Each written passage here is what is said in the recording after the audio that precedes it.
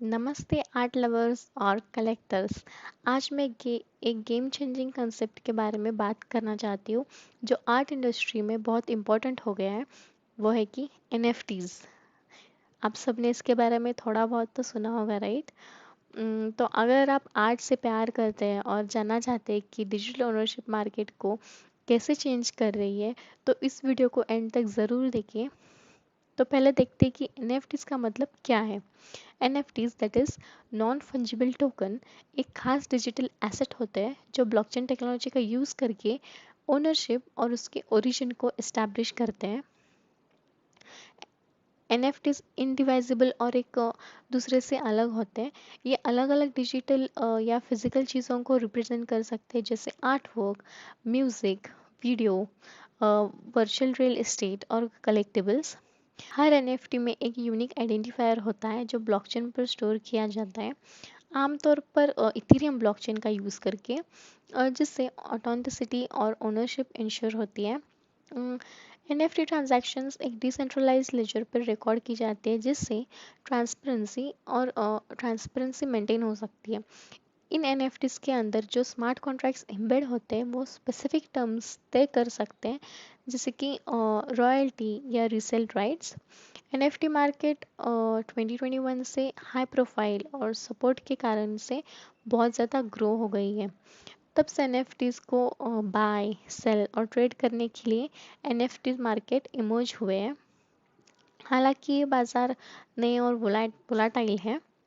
NFTs ने art work और gaming assets के अलावा रियल एस्टेट, कॉन्सर्ट, टिकट्स और लॉयल्टी प्रोग्राम जैसे चीज़ों तक एक्सपांड हुए। सो एनएफटीज एक्चुअली 2014 में इमर्ज हुए थे, लेकिन 2021 से बहुत ज़्यादा पॉपुलर हुई और तब से ये यूज़ किए जा रहे हैं। एनएफटी और क्रिप्टो करेंसी के अलग अलग पर्पस और कैरेक्टरिस्टिक्स हैं। एनएफटीज यूनिक और डिविजिबल ना होने वाले डिजिटल एसेट्स होते हैं जो ओनरशिप या प्रूफ ऑफ अथेंटिसिटी रिप्रेजेंट करने के लिए बनाए जाते हैं, जैसे आर्ट या म्यूजिक। एनएफटीज इंटरचेंजेबल नहीं होते और उन्हें छोटे छोटे यूनिट्स में डिवाइड करना पॉसिबल नहीं होता, जिससे उनकी कीमत डिजिटल आर्ट और कलेक्टिबल स्पेस में बढ़ती है। ब्लॉकचेन टेक्नोलॉजी एनएफटीज को पॉसिबल बनाता है, ओनरशिप और ट्रांजैक्शन हिस्ट्री एस्टेब्लिश करने के लिए सिक्योर और ट्रांसपेरेंट सिस्टम उपलब्ध कराता है। हर एनएफटी में एक यूनिक आइडेंटिफायर होता है जो ब्लॉकचेन पर स्टोर किया जाता है, जिससे ये वेरीफाई है या नहीं पता लगाया जा सकता है और टैम्परिंग को भी रोक सकते हैं। एनएफटीज की यूनिकनेस, इंडिविजिबिलिटी और ट्रांसपेरेंट ओनरशिप उन्हें डिजिटल एसेट ट्रेडिंग में वैल्यूएबल बनाती हैं। ओपन सी, रेरेबल और सुपर रेयर जैसे पॉपुलर एनएफटी मार्केट प्लेस पे बाय सेल और ट्रेड करने के लिए मेजर प्लेटफॉर्म के रूप में इमर्ज हुआ है। ये platforms art, collectibles, virtual land और भी बहुत टाइप्स के डिजिटल एसेट्स ऑफर करती है। हर मार्केट प्लेस के यूनिक फीचर्स होते हैं और अलग अलग एनएफटी एडमायरर्स के कम्युनिटीज़ को अट्रैक्ट करती हैं। एनएफटीज को बाय करने के लिए आपको एक एनएफटी मार्केट प्लेस चूज़ करना है, फिर एक अकाउंट बनाकर एक ब्लॉकचेन वॉलेट के लिए साइन अप करके कनेक्ट करना है। अपने वॉलेट को डिजिटल करेंसी से फंड करना है, लिस्टिंग को ब्राउज करना है, ऑक्शन या बिडिंग में हिस्सा लेना है और फिर ट्रांजैक्शन को सबसे हाईएस्ट बिड से कंप्लीट करना है। और अगर आपको एनएफटीज क्रिएट करनी है तो एनएफटीज क्रिएट और सेल करने के लिए आपको एनएफटी क्रिएशन को सपोर्ट करने वाली एक मार्केट प्लेस चूज़ करनी है। एक अकाउंट बनाकर अपने वॉलेट को कनेक्ट करना है, अपना कंटेंट अपलोड करना है, क्रिएशन फ़ी पे करना है, एक प्राइस या बिडिंग रेंज सेट करके अपना एनएफटी सोशल मीडिया पर प्रमोट करना है। और जब एक बायर अपने एनएफटी को खरीदता है तो आपके वॉलेट में ऑटोमेटिकली पेमेंट रिसीव हो जाती है। अगर आप चाहते हैं कि मैं एनएफटीज को कैसे बाय करते, कैसे सेल करते या डिटेल में वीडियो बनाऊं, तो आप मुझे नीचे कमेंट सेक्शन में बता सकते हैं, ठीक है। आर्टिस्ट को सही मार्केट प्लेस चूज़ करना चाहिए। फीस और टर्म्स के बारे में भी अच्छे से सोचना चाहिए। रेपुटेशंस और प्रमोशनल अपॉर्चुनिटीज़ को इवैल्यूएट भी करना चाहिए। कलेक्टर्स और इन्वेस्टर्स को ऑथेंटिसिटी और वैल्यू को वेरीफाई करना चाहिए। मार्केट ट्रेंड्स, क्रिएटर रेपुटेशंस और लॉन्ग टर्म अप्रिसिएशन को कंसिडर करना चाहिए सबके लिए, ठीक है। पार्टिसिपेंट्स को भी मार्केट की वोलेटिलिटी और अन्य स्ट्रेटजीज को कंसिडर करना चाहिए।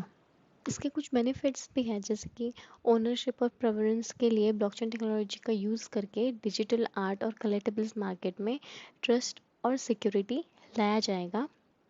रॉयल्टीज़ और रेवेन्यू स्ट्रीम्स क्रिएटर्स के लिए, क्योंकि स्मार्ट कॉन्ट्रैक्ट जो एनएफटीज के अंदर एम्बेड है, वो खुद ही रॉयल्टी पेमेंट्स को ट्रिगर कर सकते हैं जब भी एनएफटीज को दोबारा हमें सेल करना होता है तब।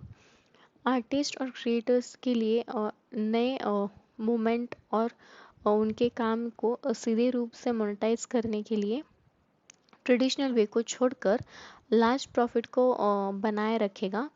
एनएफटीज आर्ट और कलेक्टिबल्स के अलावा virtual fashion, metaverses, ticketing, virtual identities और रियल वर्ल्ड एसेट्स जैसे रियल एस्टेट और इंटेलेक्चुअल प्रॉपर्टी में भी इस्तेमाल हो रहे हैं। इम्प्रूव्ड इंफ्रास्ट्रक्चर और इंटर ऑपरेटेबिलिटी डेवलप हो रहा है, जिससे एनएफटीज को सीमलेसली अलग अलग ब्लॉकचेन नेटवर्क्स में आसानी से ट्रांसफ़र और यूटिलाइज किया जाएगा। एनएफटीज को रियल एस्टेट में यूज़ कर सकते हैं वर्चुअल प्रॉपर्टीज़ को बाय या सेल करने के लिए। ये टिकटिंग इंडस्ट्री को रिवोल्यूशनाइज कर सकती है वेरीफाई करने और स्कैल्पिंग रोकने के माध्यम से।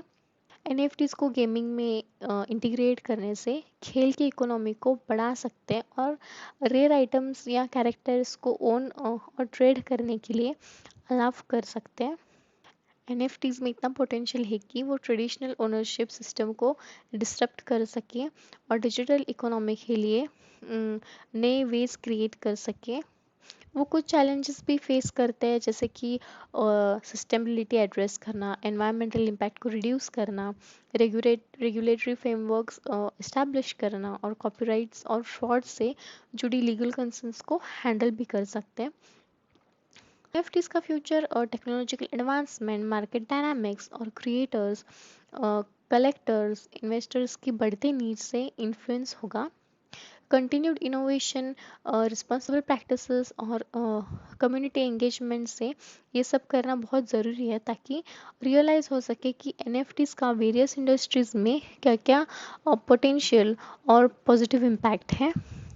तो बेसिकली एनएफटीज डिजिटल एसेट्स हैं जो ब्लॉकचेन टेक्नोलॉजी का यूज़ करते हैं ओनरशिप और अथेंटिसिटी इस्टेब्लिश करने के लिए। ये अलग अलग आइटम्स जैसे आर्ट, म्यूज़िक, वीडियोस और वर्चुअल रियल एस्टेट को रिप्रेजेंट करते हैं। एनएफटीज के पास ब्लॉकचेन पर एक यूनिक आइडेंटिफायर होता है जो ट्रांसपेरेंसी और ओनरशिप को गारंटी करता है। क्रिप्टो करेंसीज की तरह एनएफटीज को डिवाइड नहीं किया जा सकता और ये ओनरशिप का सबूत देते हैं।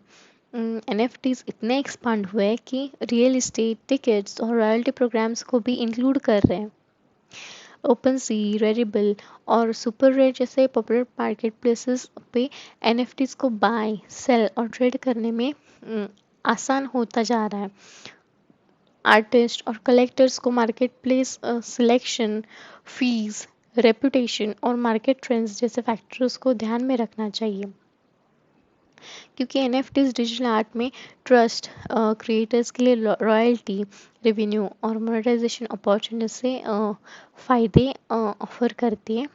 और चिंता का विषय तो ये है कि एनवायरनमेंट पर पड़ने वाला असर और regulation. NFT adoption virtual fashion, metaverse, ticketing industry और रेलवे एसेट्स से इमर्ज ट्रेंड्स में शामिल है। इंफ्रास्ट्रक्चर इम्प्रूवमेंट्स, सिमलेस ट्रांसफ़र और एनएफटीज के यूसेज के लिए एम कर रही है। अब जब आप एनएफटी की दुनिया में इतना सब कुछ समझ गए, तो आप खुद भी ट्राई कर सकते हैं। एनएफटी इस दुनिया में इमर्ज हो रहे ट्रेंड्स और डेवलपमेंट पर आपको अप टू डेट रहना चाहिए, क्योंकि ये क्रिएटिविटी और इनोवेशन के लिए एक्साइटिंग मौके ऑफर करती है। और एक बात, अगर आप चाहते हैं कि मैं आपको दिखाऊं कि एनएफटीज को कैसे बाय, क्रिएट, सेल या ट्रेड करते हैं, तो आप मुझे नीचे कमेंट सेक्शन में बता सकते हैं सो दैट मैं उस पर वीडियो बना सकूं। और आपको मेरा आज का वीडियो पसंद आया तो लाइक कमेंट और सब्सक्राइब ज़रूर करना। और आपका इस वीडियो के बारे में क्या विचार है आप मुझे नीचे कमेंट सेक्शन में भी बताना। चलो फिर, थैंक यू, बाय बाय।